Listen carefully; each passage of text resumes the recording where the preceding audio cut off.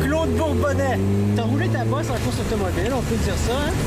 Alors, quand on fait de la course automobile, les prévisions météo sont importantes. Qu'est-ce que les équipes font pour se préparer? Ils peuvent pas réagir tant que c'est pas un fait accompli. Non seulement il faut ajuster avec le bon choix de pneus au bon moment, le circuit qui... l'adhérence bouge. Hein? Quand il pleut, la ligne sèche est normalement la pire parce que c'est là que l'huile, c'est là que le caoutchouc des pneus et tout ressort, surtout au début de la pluie. Fait que c'est là que c'est le plus glissant. Régent Ouimet, en course automobile, on le sait, la météo, c'est une question de victoire, c'est une question de défaite. Comment ça fonctionne?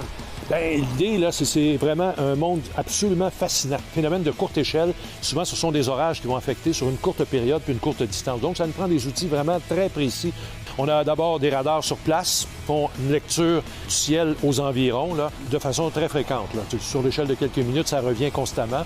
Et vous avez aussi diverses stations météo qui vont relever les températures au niveau de la piste, température de l'air, le vent qui est fondamental aussi, parce que quand il pleut, il y a aussi l'évaporation après la pluie qu'il faut quand même évaluer. Donc tout ça est mis ensemble, ingéré dans des modèles qui simulent le comportement, évidemment, de la météo qui pourrait venir perturber la course. C'est sûr que quand il pleut, ça laisse beaucoup plus de place au pilote qui comprend bien la pluie d'aller chercher un avantage. On joue avec les pédales, là, le poids se promène d'en avant en arrière, je joue avec le volant, le poids se promène de gauche à droite.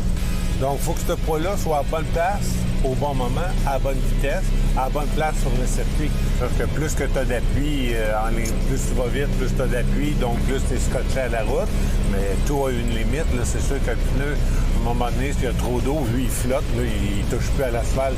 Il flotte par-dessus l'eau. C'est là que les voitures décrochent. Les différences techniques sont beaucoup moins importantes. Le pneu est très important et le pilote.